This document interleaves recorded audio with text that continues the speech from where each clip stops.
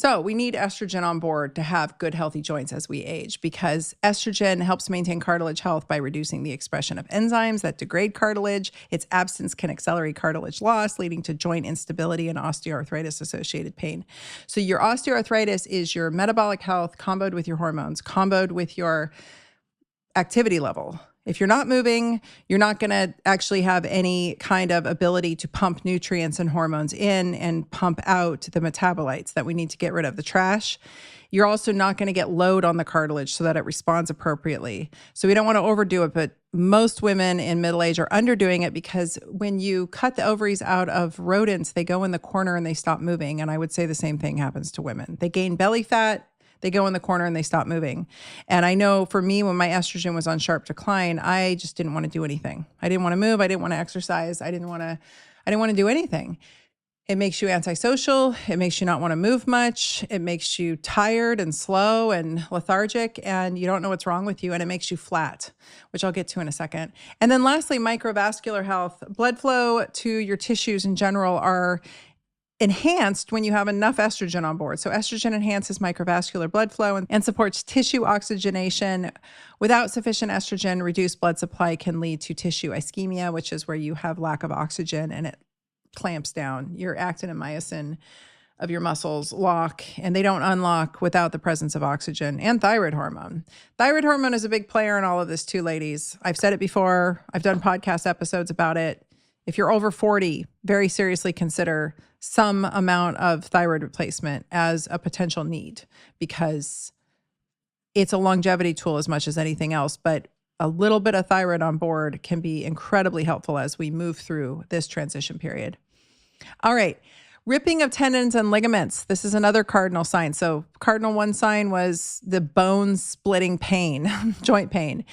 Number 2 is ripping of tendons and ligaments. I already mentioned earlier, estrogen makes us more juicy, more elastic. Without it, we start to tear and rip. And again, it's at that enthesis point. So I've already covered this part, so I won't beat a dead horse on this, but lack of estrogen makes you more susceptible to injuries and it impairs the healing process. So you will start to rip and tear more and you won't know why, and it's much harder to recover. We don't want that. It's pretty hard to work out when you keep tearing yourself apart.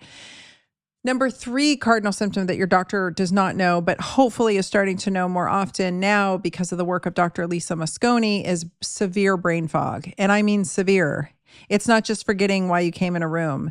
That's one part of it. But suddenly you're like in a lethargic brain fog where it's a flat affect kind of brain fog. And you start to feel like you're losing your mind because estrogen influences our neurotransmitters and modulates them like serotonin and dopamine. And a decline in estrogen can lead to all kinds of brain symptoms like brain fog, memory lapses, difficulty concentrating, worsening of ADHD symptoms. You maybe didn't even know you had ADHD until you hit menopause or your estrogen bottoms out and you're like, oh my gosh, what is going on? You used to be able to do 5 things at once, like a demon, speed demon, and you were good at it. And now all of a sudden it's utter chaos. It's very frustrating.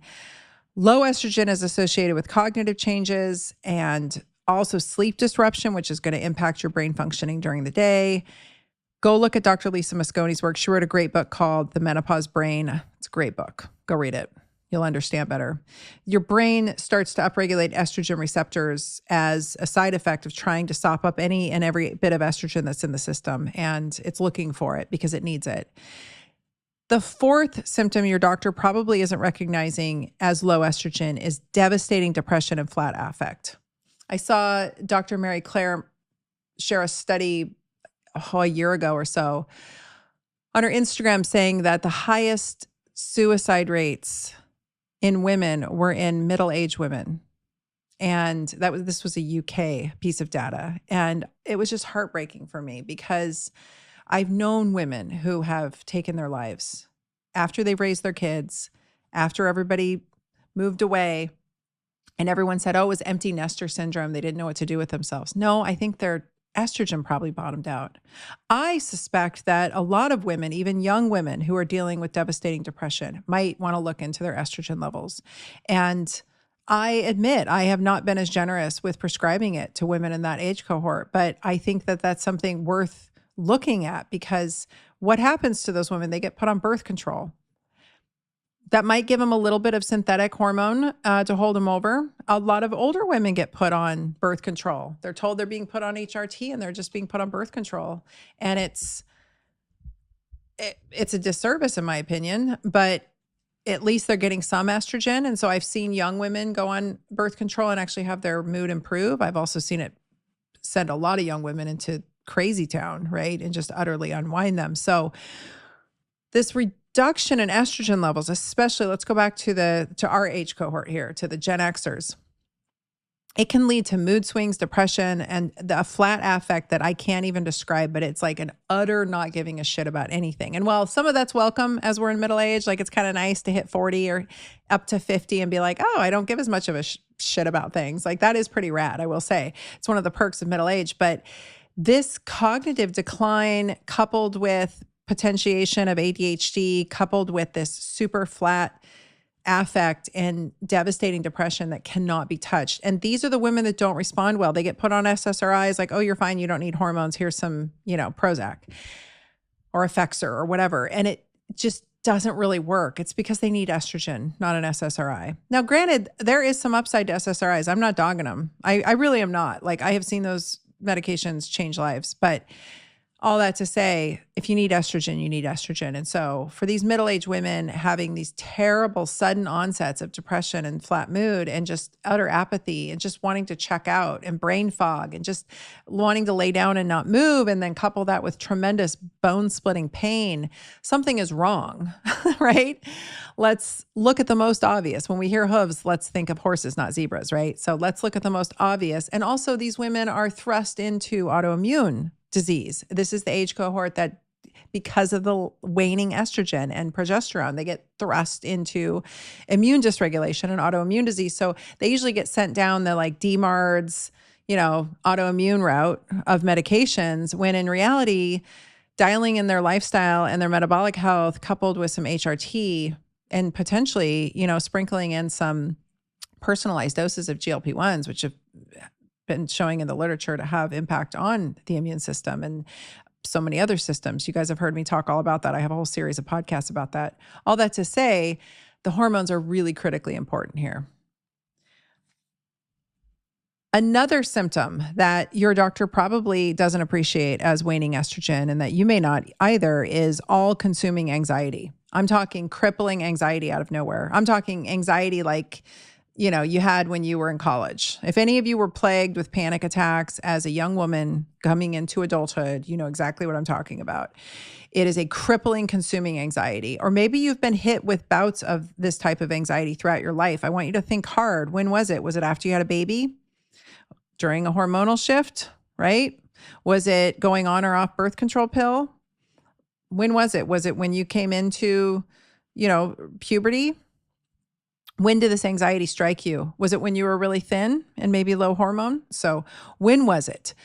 These fluctuations, I think the fluctuations are the thing. This is why I think that the topical creams may not be the answer. This is my issue with a lot of the online telemedicine companies that are using creams only, is that it's the fluctuations. It's not so much the lows or it's not so much the levels in general, is the fluctuations. And in all the data that's coming out lately about estrogen and pain, that seems to be the one thing I keep seeing pop up, is it's the fluctuations. And so the fluctuations in estrogen, which are more often when you're either like white knuckling these transition periods of perimenopause and menopause with no hormones, like those of you out there that want to be purists, good luck. That's not me. I don't see any point in suffering at all.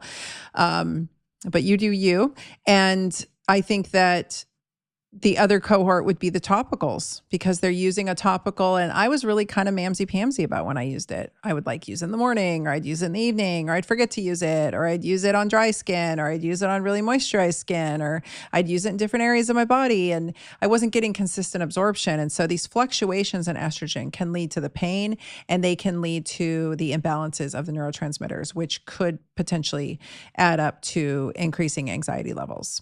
And so you add that to this flat affect or this depression, this desire not to move, the pain, the brain fog, the feeling like you're literally losing your mind. And then in between, you get these tremendous bouts of anxiety. That was when I knew that I needed to switch up my estrogen as I was starting to get crippled by anxiety out of nowhere over nothing. There was like no logical reason for it. And I'm pretty logical. And I usually can stop myself. I mean, I've had anxiety and depression my whole life. So, but I think I've had estrogen issues my whole life and progesterone, all the hormones. I remember having like a full on feeling like I was going to have a heart attack bout of anxiety several months ago out of nowhere for no reason. Like there was nothing that was warranted to instigate it. And I thought something is wrong. This has got to be my hormones. Like something is not adding up here. So that's when I slapped on a patch. And you know what? The very next day I woke up feeling like I was floating on a cloud, like I'd taken some kind of sedative. And it was just estrogen. And I was like, oh, this is lovely. So estrogen has a very calming effect on the brain. So does progesterone. Oral progesterone turns into allopregnanolone in the brain. And it is a wonderful, wonderful neuropeptide that just calms everything down. So all that said, consider the hormones, particularly estrogen, if you are in that age cohort and you're starting to experience anxiety, or if you're in any age cohort, just start to look at the symptoms and the scenarios that I'm discussing here and see if any of this adds up for you.